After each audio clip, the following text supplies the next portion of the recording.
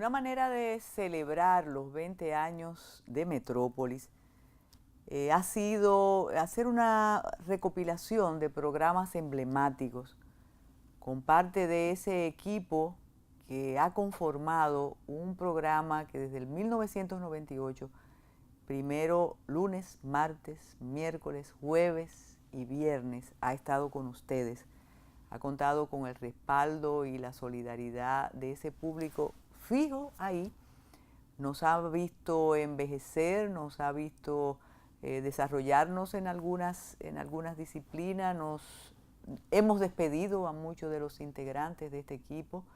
Nos hemos separado, pero aquí estamos y la memoria gráfica de Metrópolis indica los aportes que de alguna manera ha hecho este equipo. Los programas emblemáticos, los temas que hemos tratado durante 20 años.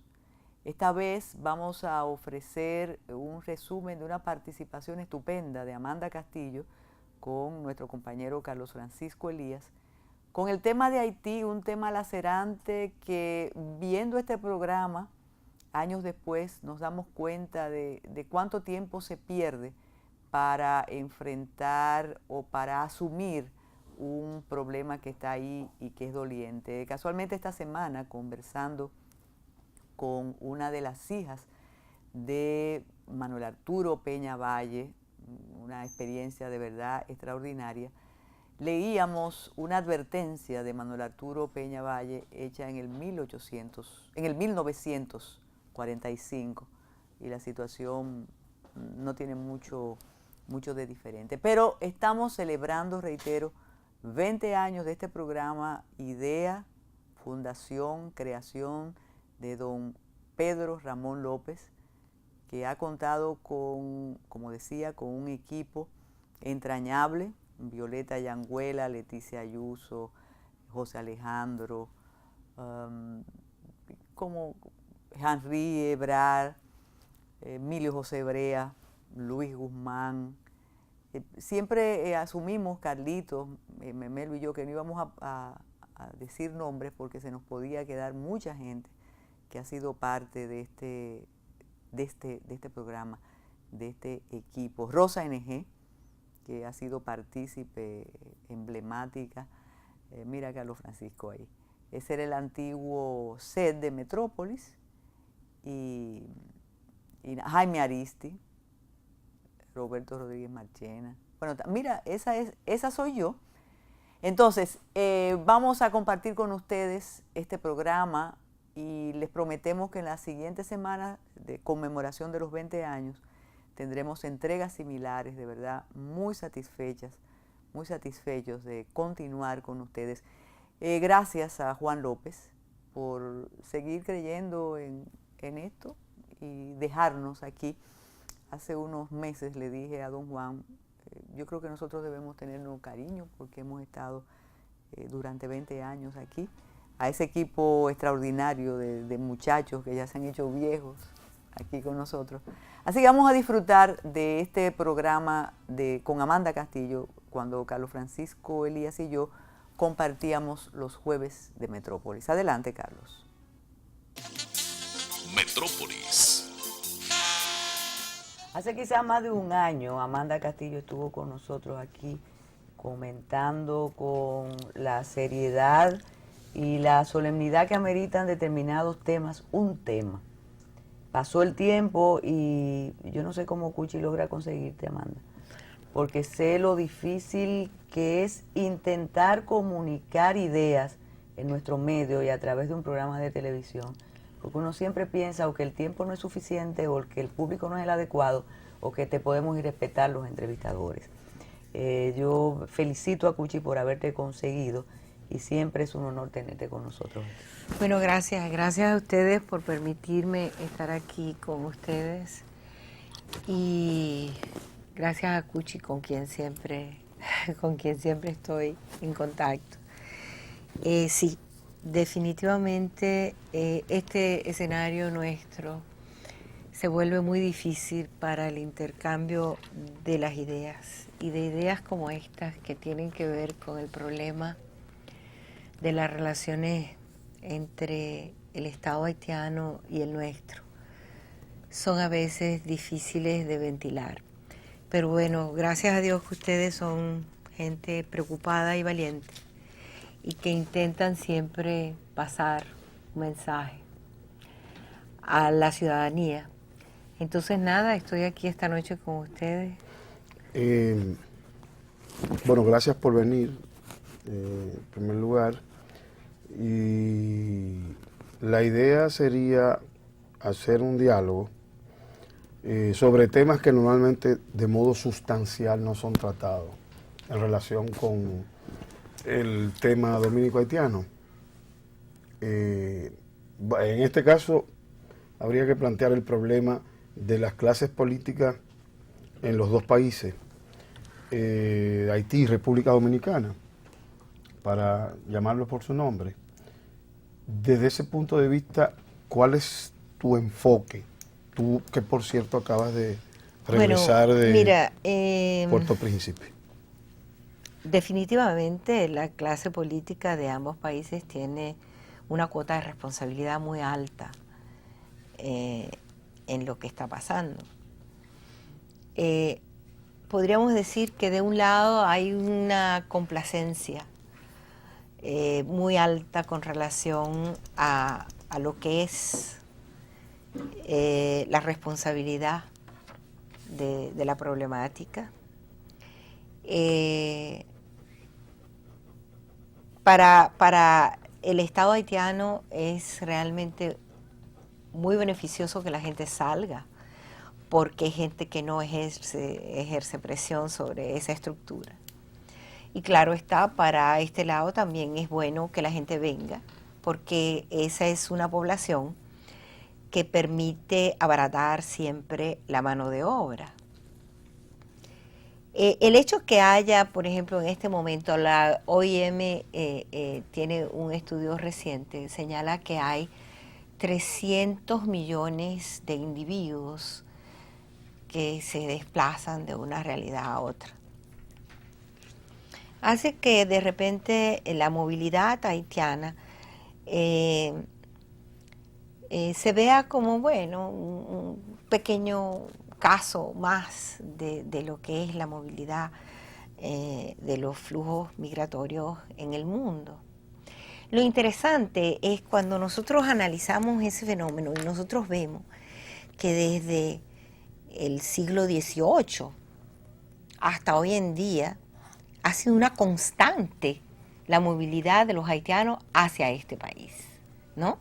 Con una otra dimensión, o sea, ha disminuido, ha aumentado, ha sido de un tipo, ahora es de otro tipo, pero ha sido constante, ¿no?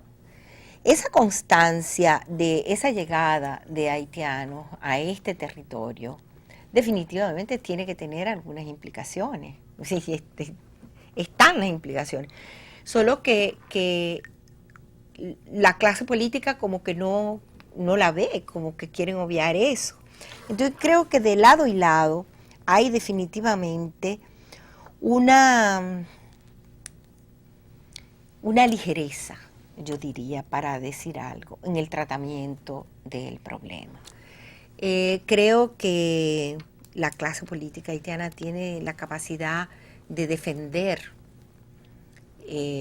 a sus nacionales en foros internacionales. Desgraciadamente, la clase política dominicana a veces y muchas veces carece de las respuestas apropiadas para defender en los foros internacionales algunas posiciones.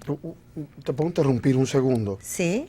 Es decir, ellos tienen la capacidad operativa desde el punto de vista diplomático para defender a sus nacionales, pero hay una contradicción, porque al mismo tiempo no son capaces de arreglar su país para que sus nacionales no tengan que emigrar. Exacto. Además, es una actitud que convierte la situación en una ficción ante la realidad indiscutible de la presencia haitiana en la República Dominicana y de la complicidad de las dos clases de los dos países. porque tú insistes primero en hablar del Estado haitiano, y pienso que es válido, en la ligereza, porque quizás por tu formación no puedes decir complicidad, porque tiene connotaciones jurídicas, y después subrayas la participación en los foros internacionales, como si aquí no existiera el problema, como si en Haití no existiera el problema y entre nosotros tampoco. ¿Hasta dónde nos lleva esa actitud, Amanda? Porque es postergar y postergar la solución del problema que tiene beneficios y consecuencias para los dos países. Desgraciadamente, en esta sociedad, yo creo que hay una incapacidad de ver que en la vida se paga por todo. Es decir, así como en el plano individual, los individuos tienen que pagar por sus acciones, por lo que tú haces. No importa que el orden social en el cual tú te estás manejando no te pase la factura. Es decir, la vida tiene unos mecanismos para pasarle la factura a la gente. De la misma manera que en el plano global, en una sociedad, por ejemplo, cuando los individuos que son responsables de administrar la cuestión de garantizar a los individuos un cierto orden social, no lo hacen, en algún momento la dinámica de la vida también le pasará la factura. Es decir, el hecho que en todo este tiempo haya una ligereza en el tratamiento de la problemática migratoria, que yo diría que es el problema más importante que hay dentro de los fenómenos de sociedad en este país, en este momento. Después puedo explicar por qué. Las consecuencias de ese tratamiento ligero a un problema de una gravedad tan importante vienen y afectan a todo el mundo. Afectan a esos que tienen esa ligereza, lo afectarán por igual, ¿no? Y afectarán a aquellos que tienen cierto sentido de responsabilidad y a aquellos que no tienen ningún tipo de conciencia, ni ningún compromiso, ni nada que ver con el problema. Afectarán a todos, ¿no? Es como el problema de la violencia, afecta a todo el mundo, ¿no? A esos que la generaron y a esos que la propagan y a esos que no la quieren ver, a todo el mundo. Es una cosa que nos arropa a todos. Entonces, la falta de responsabilidad, de alguna manera, será pagada por alguien. Alguien tendrá que pagar por eso. Las consecuencias están ahí y van a salir. O sea, están ya viéndose y se pueden ver de un momento a otro de manera más contundente, porque tú no puedes pretender que durante 2 siglos y pico tú estés haciendo la misma cosa y no pase nada. Claro. Tiene que pasar algo. Claro. Y que cambien los regímenes, No, porque que sí. podríamos hablar de Duvalier y entender, bueno, se trata de Duvalier y de Trujillo, pero mientras te escuchaba, soñaba que las personas que de verdad podrían evitar ese karma que tú mencionas, tienen la solución en sus manos, nunca No como lo- ahora, pero no lo hacen. ni en Haití ni en la República Dominicana, han tenido posiciones de poder intelectuales Así más es. enterados De la situación. de la situación como en el momento, Así es. tanto allá Así es. como aquí. Así es. Entonces es estremecedor Así es. que siga pasando lo mismo. Bueno, te digo por Así qué. es. Porque fíjate, mira, no puede ser que tú lances una población a otra y tú no pretendas que haya un mestizaje, Primero, ¿no? Evidente. O sea, es decir, ¿qué implica el mestizaje? Implica que los señores negros, que son los haitianos, que son despreciados, uno no sabe si porque son negros o porque son pobres, se van a mezclar con esta población mulata, ¿no? Con pretensiones de ser blanca. ¿Y qué va a pasar? ¿Van a ser más mulatos o van a ser más negros? y más pobres. No, entre otras cosas. Cuando tú tienes una población que llega permanentemente a una realidad con un nivel cultural, con un nivel educativo distinto, tiene que haber un proceso de aculturación, Ujú. ¿no?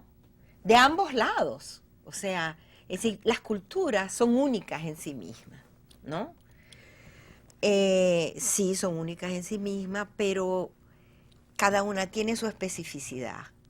Pero en el contacto ya no hay culturas puras, no existe. Y hoy, menos que nunca, con 200 o 300 millones de individuos desplazándose de una realidad a otra, y hoy menos que nunca, entonces, con dos sociedades, la dominicana y la haitiana, en un contacto permanente.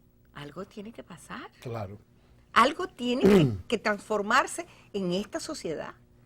¿Hasta qué punto los investigadores, los especialistas, porque hay muchos especialistas en el tema, aquí no se estudia el impacto del fenómeno? Es decir, lo que yo llamo los efectos perversos del fenómeno migratorio. Es decir, ¿qué es lo que está pasando?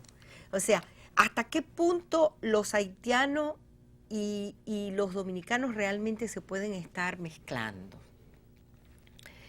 ¿En cuáles niveles de la sociedad se mezclan? ¿Hay un número de parejas mixtas que ha surgido o no existe eso? Sí existe. ¿No? Okay. Sí existe. ¿Conocen los dominicanos lo que es la alta clase haitiana? Ni lo que piensa de nosotros. Se la clase conoce haitiana. lo que es un haitiano de la élite. ¿O conocen los haitianos lo que son los dominicanos de la élite de este país? O sea, hay un desconocimiento real entre ambos grupos. Y hay una cosa que está pasando al interno de la sociedad dominicana más que de la haitiana. O sea, Perdón. Bueno, termina la idea. hay un impacto de allá para acá, y de aquí para allá. Es decir, debe haber también Claro, algo. evidentemente, Sí. evidentemente. Pero eso plantea un problema a los investigadores y plantea un problema a quienes de modo público discuten el problema permanentemente, valga la redundancia. ¿Por qué? Porque todo lo que tú estás enunciando se supone que gente que está vinculada a las ciencias sociales debe suponer que eso que tú estás planteando lo estudia la etnología, lo estudia la sociología, lo estudia la antropología.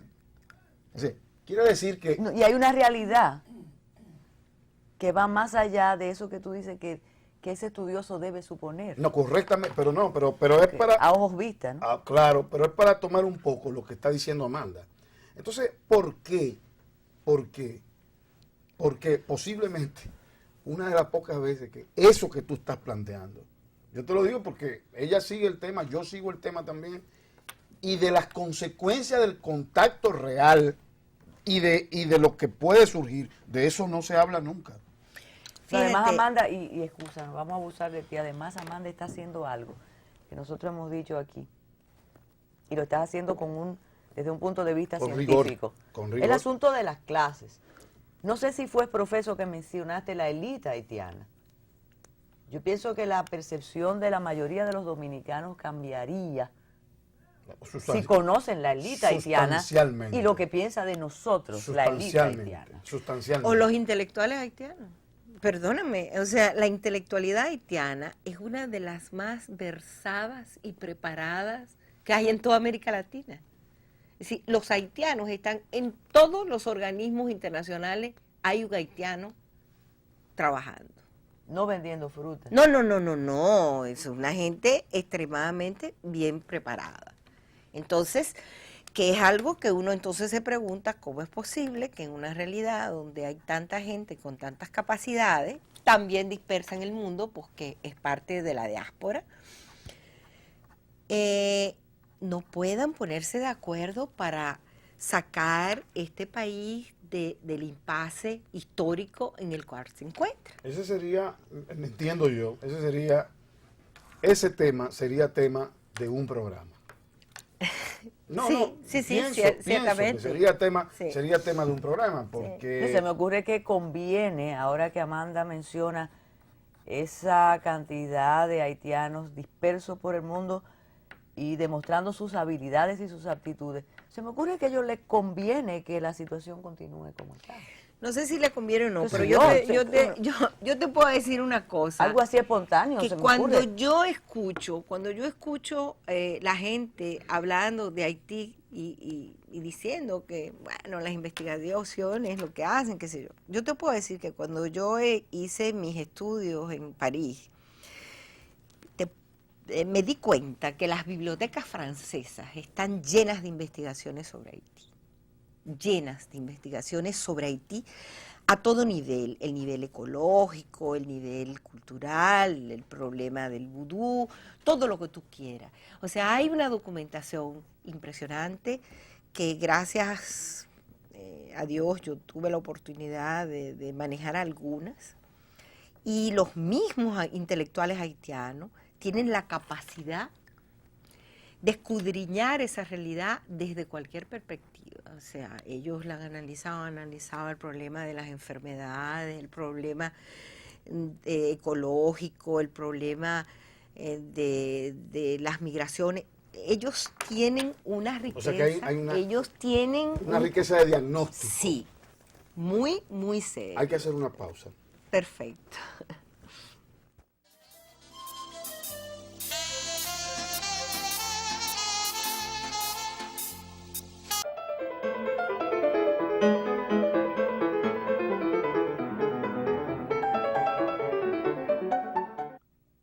Acuillante. Amanda ofrece las cifras internacionales de las corrientes migratorias innegables en la sociedad de hoy y en la sociedad de siempre. La globalización siempre existió. Si no, claro, Cristóbal Colón no hubiera llegado aquí. Así mismo es. Sí. Así mismo es. Pero cuando tú hablas de eso, escúchame, Cuchi, es que cómo nosotros podemos desde nuestra pobreza acoger la cantidad de migrantes que nos llegan. Pero es interesante tu pregunta, sí. Sin embargo, desde nuestra pobreza, lo hemos estado acogiendo. Desde siempre. Exacto, desde nuestra siempre. Pobreza se han estado recibiendo los diferentes tipos que se han presentado de acuerdo al desarrollo económico que ha tenido esta sociedad. Yo te planteo lo siguiente, para mantener una... Pero ¿hasta cuándo se puede mantener eso? Esa es la cosa. El diferente tipo de migración que tienen esa en es la el esquema, pregunta. ¿sí? No, esa es la pregunta. Pero insistamos en los efectos perversos de la migración. ¿Qué entiendes tú? De hecho, tú desarrollaste un poco algo de eso, pero para que concluyamos ese tema y pasemos al... Sí, antes de que entremos a los efectos perversos de las migraciones, es interesante destacar algo. Yo siento que en la clase política de ambos países puede haber existido en esa irresponsabilidad, en esa ligereza del tratamiento, una situación que yo no la tengo, no la puedo demostrar así científicamente, pero algo que ha contribuido al envilecimiento de la población, en el sentido de acá fuerza de decirle tanto a la gente de que tú le vas a solucionar sus problemas. Tú terminas cercenando en el individuo, en el ciudadano, las capacidades y posibilidades de que él descubra en él y él asuma su responsabilidad, de él transformar, de ser él el ente transformador de su realidad. Ese es el espíritu del clientelismo. ¿Entiendes? Ese es el espíritu del clientelismo. Ellos son los que tienen que transformar. El que se pone a esperar que alguien venga a transformarle nada está equivocado. Claro, totalmente. Tú tienes que transformar tu vida y en tanto que transformador de tu existencia, tú también asumes la responsabilidad de transformar tu entorno, tu familia, tu entorno de trabajo, el lugar donde tú te manejas. Y el individuo va asumiendo una responsabilidad y un compromiso, su compromiso con su sociedad. La ausencia de compromiso en estos escenarios, de lado y lado, ¿no? contribuye realmente a que la gente quede en manos de la clase política que lo mueve como quiere. Claro, claro, claro. Y en consecuencia, de un lado y de otro, además, en consecuencia de un lado y de otro, lo que tú puedes figurar es esa especie de entrega, esa especie de, como tú dices, de cercenamiento de la iniciativa individual de la gente. De hecho, la clase política dominicana ha estructurado un esquema justamente para que el clientelismo tenga la mayor de las fuerzas y para que la gente no tenga iniciativa propia. El sistema dominicano está hecho de ese modo. Se mantiene por eso. Es una lástima porque fíjate ahí donde yo te digo, entonces la vida le pasa la factura a la gente. Perdón. Porque entonces esa conducta que de tú agarrar a la gente y ponerlos a rodar detrás de ti porque tú le vas a dar una botellita de agua y un platico de comida, ¿no? Al final de cuentas tiene unos efectos terribles. Claro. Porque ese individuo no se mueve porque tú tienes una idea, porque tú eres un tipo honesto, porque tú eres un hombre capaz, porque le das, sino porque posiblemente tú le des alguna cosa y tú lo que estás haciendo es comprándole el poco espacio de conciencia que puede tener, por un lado. Por otro lado, si extrapolamos eso a la situación popular haitiana, nos vamos a encontrar con un fenómeno peor todavía. Y es la entrada de los proyectos extranjeros dentro del marco del charity business, que también agotan la capacidad de autogestión de ese pueblo. Sí, en el sentido de que...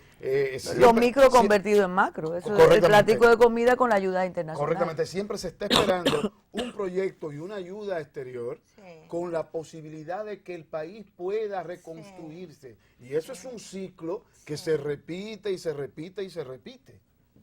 Es lamentable, bueno, porque además hay un gran negocio. La pobreza le ha dejado muchísimo dinero a mucha gente. Incluso hablar de los pobres ha permitido que mucha gente se enriquezca. Ese es el negocio de la calidad. Entonces, es triste eso, pero podemos entrar en los efectos perversos del proceso, como habíamos dicho al principio, que era lo que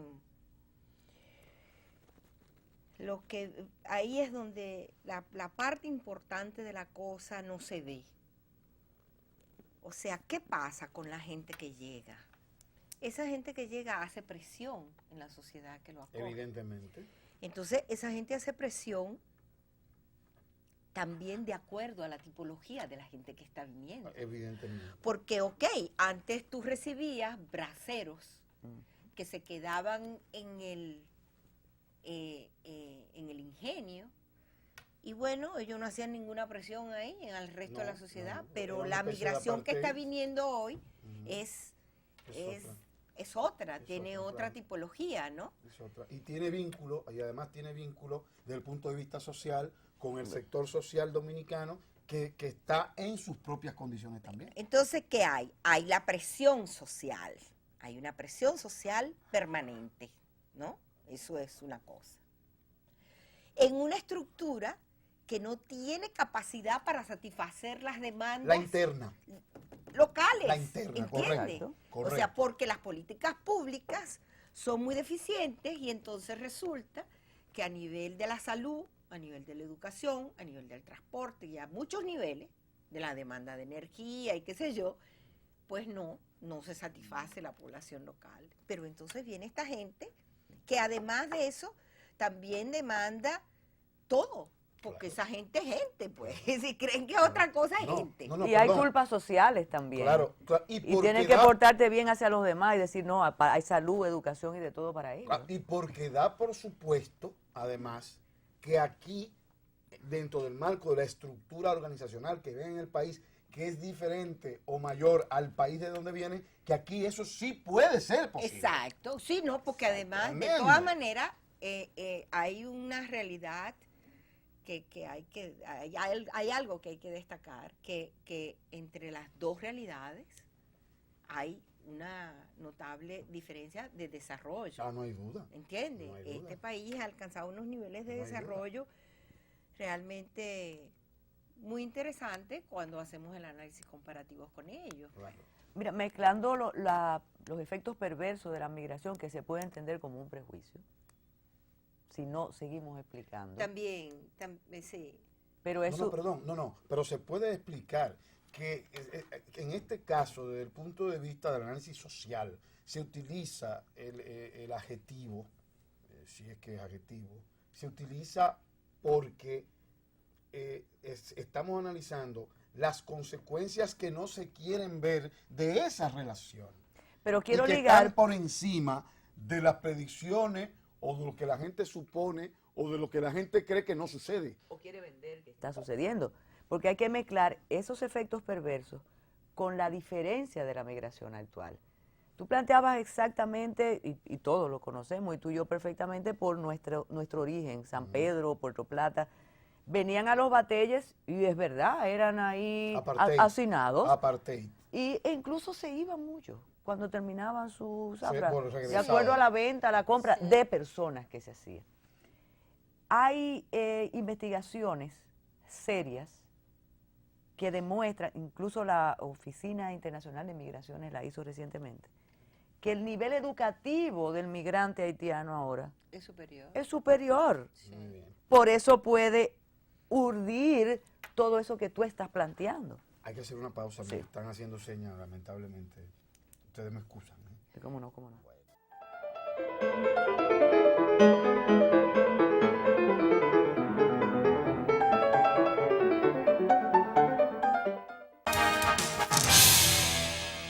Y en Forum, con sorpresa como siempre, como nos Sí. acostumbra, pero ligando la migración diferente, el problema permanente, ¿quién lo va a solucionar? ¿El cambio en Estados Unidos es una posibilidad de solución? Sería interesante plantearnos ese problema.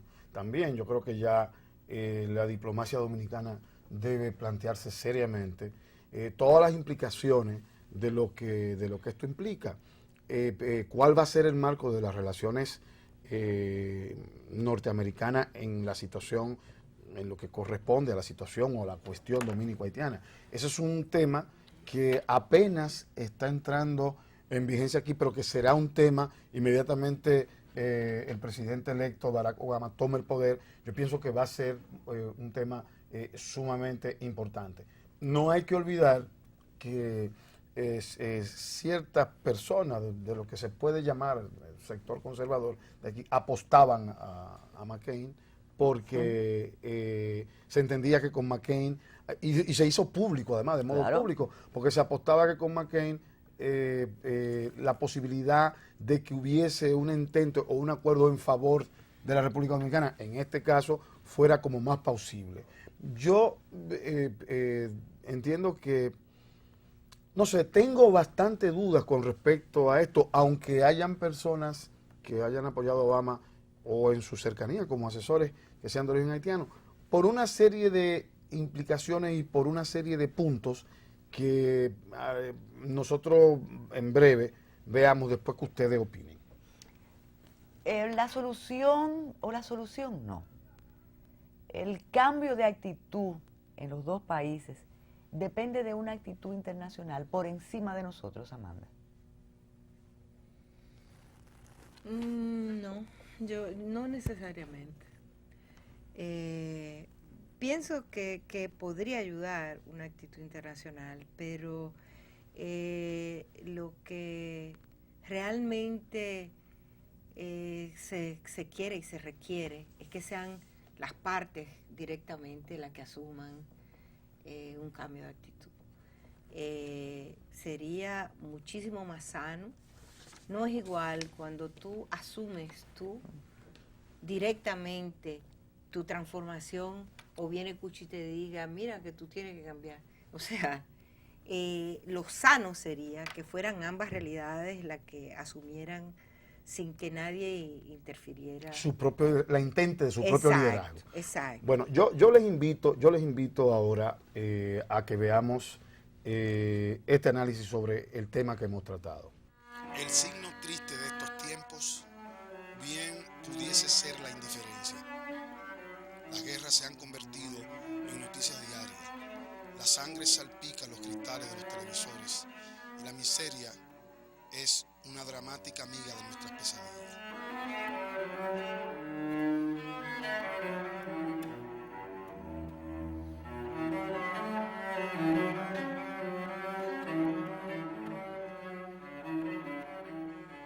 Tal vez eso mismo ha pasado con el tema haitiano a nivel internacional.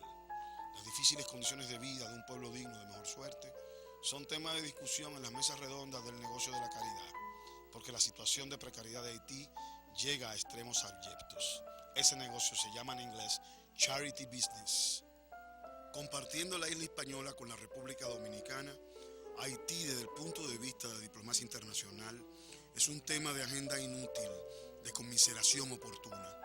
Con su territorio ocupado por fuerzas pacificadoras de la ONU, Naciones Unidas, los escándalos de violaciones y abusos no se han hecho esperar, porque también los pacificadores tienen vocación malandrina, letal.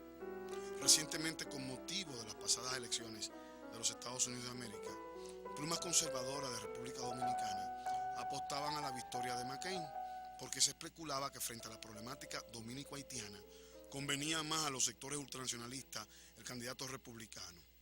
El desconocimiento craso de los efectos ideológicos de la crisis económica mundial, confundir a Obama con Peña Gómez y a los Estados Unidos de América con la República Dominicana en 1994, ese imaginario de fanatismo y racismo no diplomático ha creado teorías falsas con respecto al tema Obama, Haití y la República Dominicana.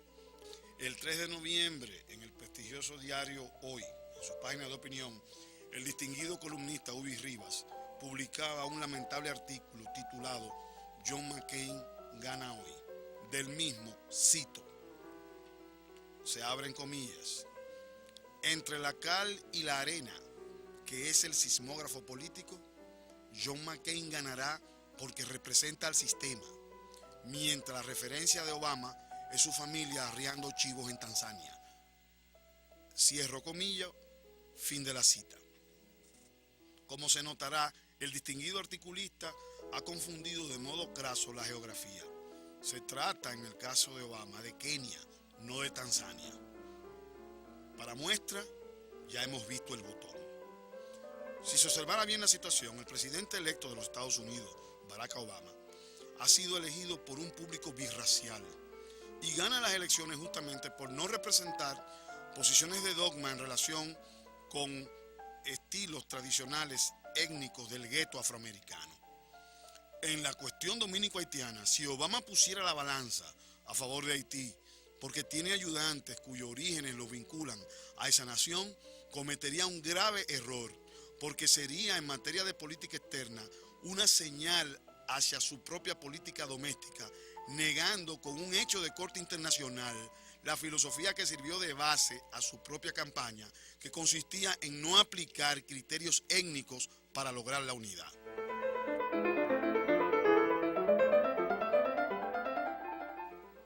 Esa es una razón. Por otro lado, la migración dominicana en los Estados Unidos, como población interna el problema, sería otro elemento interno a tomar en cuenta.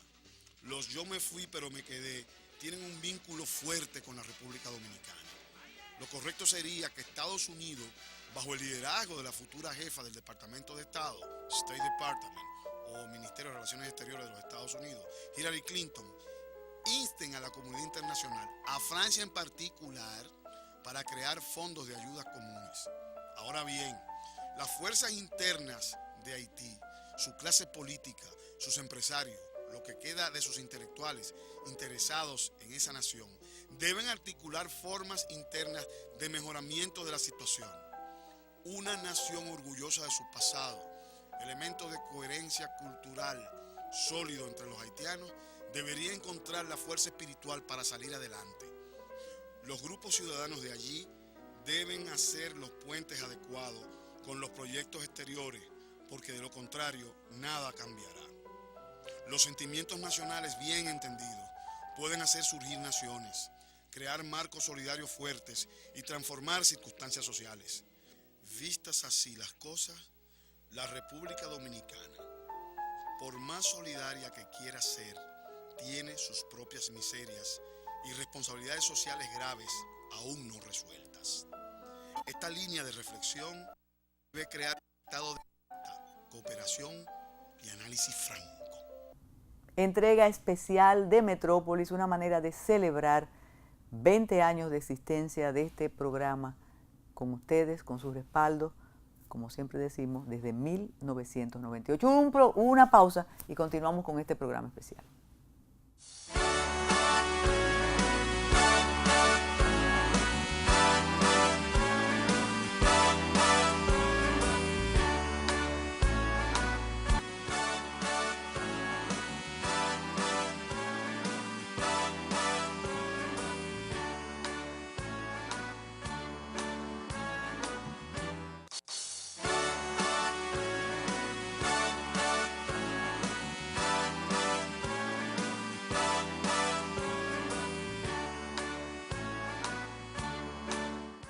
Y no está Yana Mora, que está hoy en Ready para Exportar, soy yo.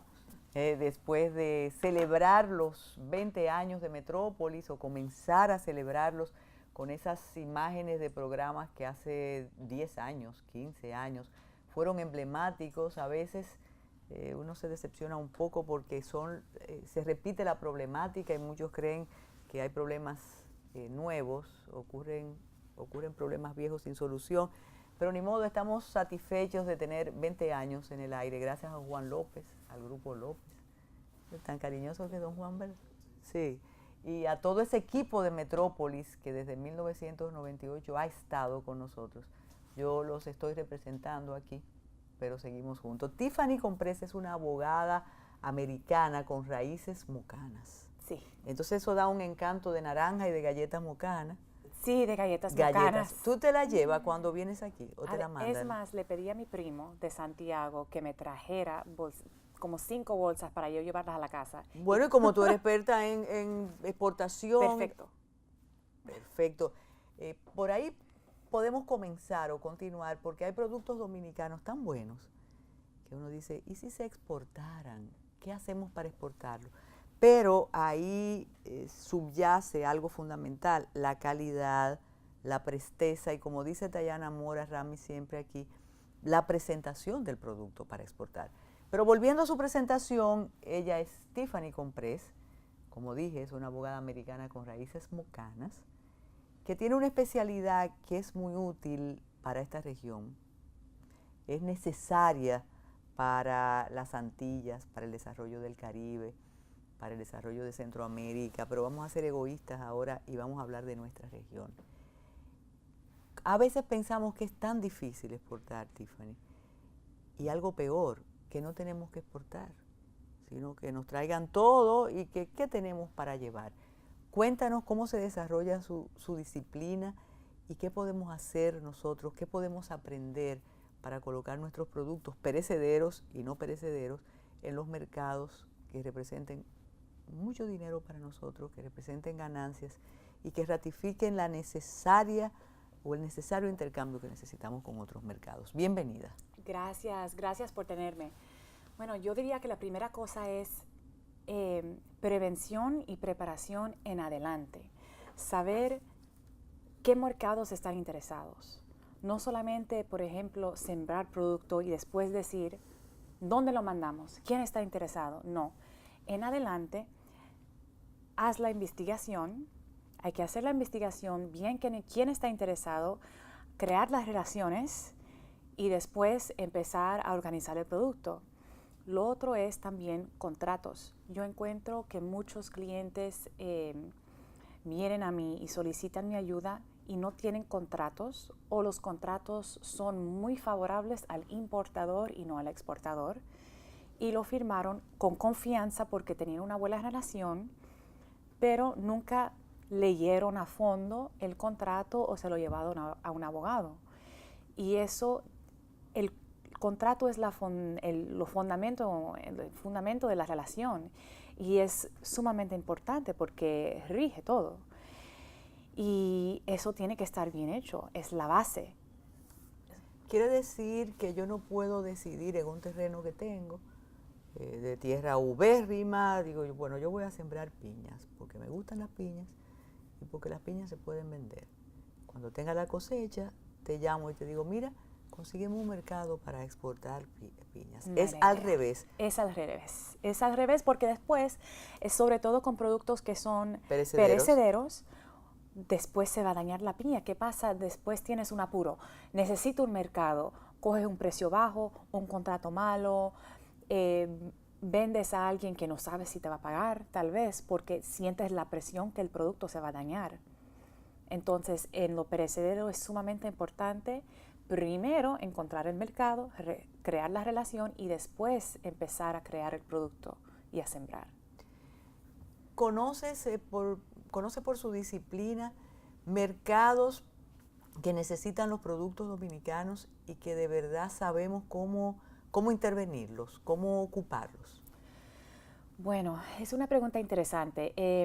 Yo encuentro que los gustos internacionales para los productos tropicales que tenemos aquí está creciendo mundialmente. Entonces ese es un punto.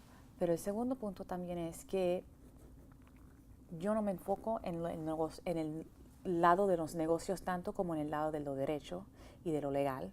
Y encuentro que para comercializar bien un producto, tiene que tener en mente lo que desea y cómo se puede proteger el exportador para tener éxito al final y no tener problemas de falta de pago, de pagos tardes, porque después influye los ingresos y cómo va a ser para la próxima cosecha o para la próxima campaña para vender. ¿Qué pasa? Sí, eso es importante que ratifiques que su especialidad es en el derecho del exportador o de la exportación.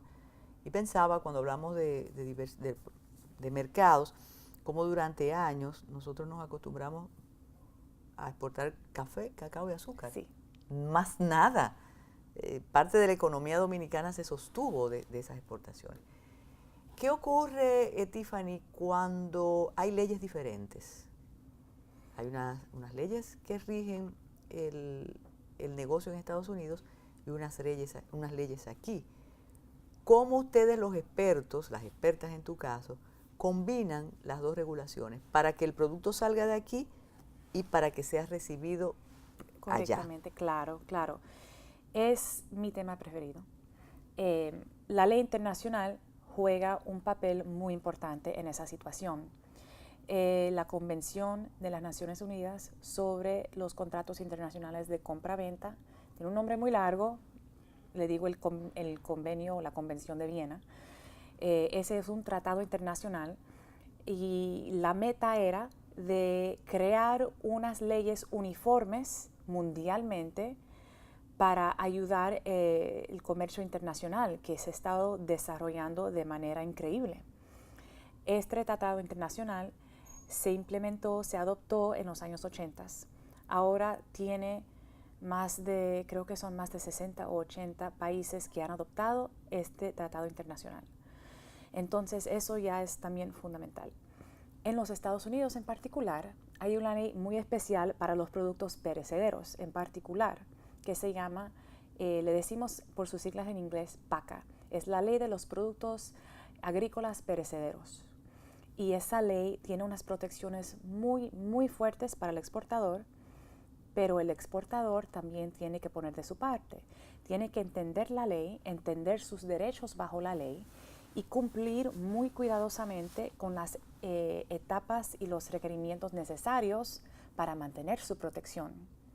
Por ejemplo, la ley permite que si yo le vendo a usted esas piñas que estábamos hablando Vamos a sembrar las piñas. Vamos a sembrar las piñas. Ya llega la cosecha, vamos a mandar las piñas a los Estados Unidos. ¿Qué pasa? Vamos a decir que yo le vendo las piñas a usted no me paga. Usted vende las piñas, pero se queda con ese dinero. Bajo un aspecto de la ley que se llama el fideicomiso PACA, ese dinero es mío. Usted no tiene el título del producto o del dinero que viene de la venta del producto hasta que me pague a mí. Entonces vamos a decir que usted coge ese dinero y se compra un carro.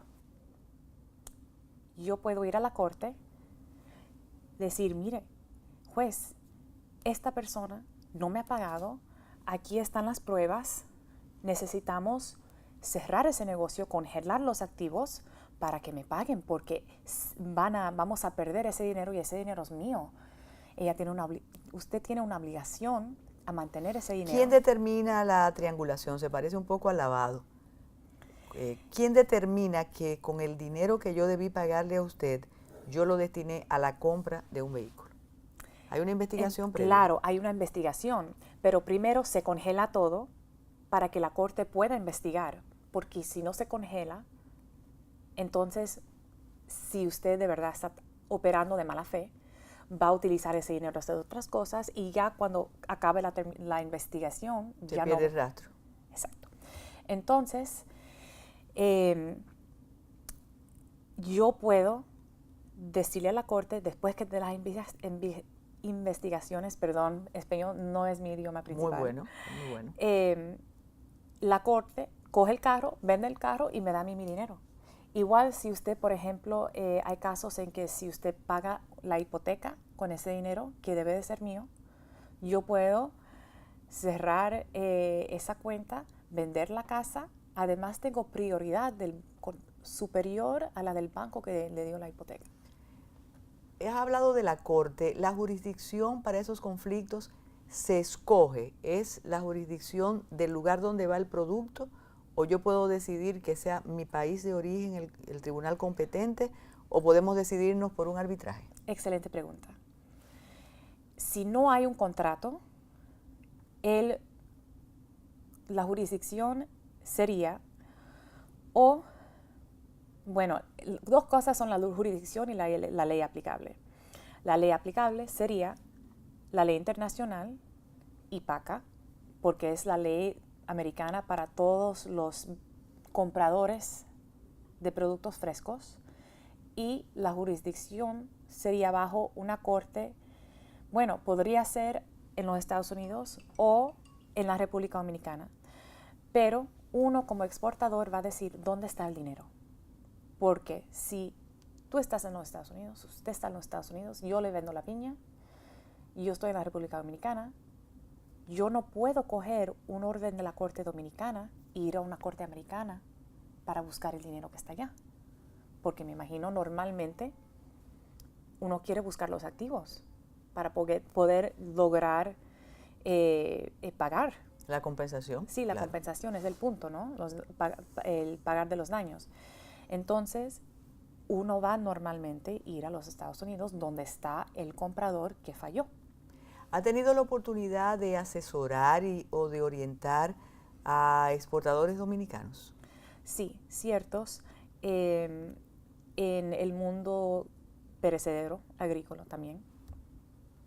Y siempre es una situación de falta de pago, pero hay dos situaciones distintas, la venta a consignación y la venta de verdad, lo que yo le digo, la compraventa de verdad, donde el título pasa antes de la venta. En una consignación, el comprador o el importador es solamente un agente y nunca tiene título al producto, y el título sigue siendo del exportador y pasa al comprador del importador. Okay. Que no hemos hablado de impuestos. ¿Cómo se maneja el asunto de los impuestos en este tipo de negociación? Pagamos los impuestos de salida y los gravámenes que debemos tener aquí y en Estados Unidos. Bueno, en Estados Unidos no hay aranceles para casi todos los productos agrícolas, no hay aranceles. Para los productos secos puede ser que existan aranceles, y eso por contrato se organiza quién lo paga. Por ejemplo, DDP es un término de Incoterms que se llaman, hechos por la Cámara Internacional de Comercio, y esos DDP significa que el exportador tiene la máxima responsabilidad. Tiene que llevar el producto hasta la puerta del comprador. Incluso tiene que él mismo, estando en otro país, organizar lo que es pasar aduana, pasar la USDA, la FDA, y pagar los aranceles. Y justamente ahora mismo, con los cambios que tenemos en los Estados Unidos, con los aranceles y los tratados internacionales para el comercio y todos esos cambios, yo espero que vamos a estar viendo, bueno, anticipo, mejor dicho, que vamos a ver más ventas DDP, de importación, porque el importador quiere empujar ese costo, ese gasto, ese riesgo al exportador. Para el exportador lo mejor es lo que se llama ex-works bajo el Incoterm, que es el comprador lo busca en mi fábrica. Entonces yo no me ocupo de transporte, de aranceles, de nada. Y lo transporte puede ser muy importante, puede Para, ser clave. para mantener la calidad del producto. Exacto, y de la calidad de frío. Exacto, de la mercancía. Exacto, precisamente. Entonces ese es un punto importante. Si alguien de esas personas que están acostumbradas a ver ready para exportar y acogen las sugerencias de Dayana, quieren comunicarse con usted o conocer más sobre el derecho de exportación o para exportar, ¿cómo acceden a usted? ¿Usted tiene alguna página? Sí, tengo una página web, tiffanycompres.com. También estoy en el bufete de Sandler, Travis y Rosenberg, ahora en los Estados Unidos. Ellos tienen también un sitio web, strade.com. No, por eso repítelo, porque ese es... No, pues es más fácil el mío, es tiffanycompres.com. Compres de estilo mocano, C-O-M-P-R-E-S. Y ahí siempre me pueden conseguir, ahí hay mi información de contacto y todo. El motivo de su visita a la República Dominicana, su otro país, ¿cuál ha sido? ¿Alguna actividad educativa a propósito de su especialización? Sí, absolutamente, claro. Fue uno, ver mi familia, pero también participé en unos talleres para exportadores, uno en Santo Domingo aquí y uno en Santiago. Y hablamos de esta ley PACA, hablamos de cómo los exportadores se pueden proteger, hablamos de la ley internacional y del arbitraje, que es una de los temas que manejo yo en mi práctica. Manejo mucho arbitraje y creo que es una forma fantástica de resolver disputas. Por eso le expuse esa opción cuando se suscita algún conflicto, porque el arbitraje ahora evita todos los problemas de un proceso que puede ser muy largo, puede ser muy caro. Costoso. Exactamente. Y también lo más importante del arbitraje es que se puede confirmar y se puede ejecutar en no importa qué el país, porque hay muchos tratados internacionales y casi todo el mundo ha adoptado uno de estos varios tratados para poder ejecutar un laudo arbitral de otro país en un país diferente, como si fuera una orden de la corte ahí, un fallo de la corte ahí. Pero no existe lo mismo para las órdenes o los fallos de la corte. Entonces es muy difícil ejecutar un fallo de una corte internacionalmente. No, y en materias como la suya, yo pienso que poco a poco el arbitraje se va a imponer. Absolutamente. Esa es la manera más sensata y más efectiva para resolver más efectiva, es flexible, es menos costosa, más corta, absolutamente. Bienvenida a tu otro país, muchísimas gracias por estar aquí y continuamos con otra entrega de Metrópolis. Gracias.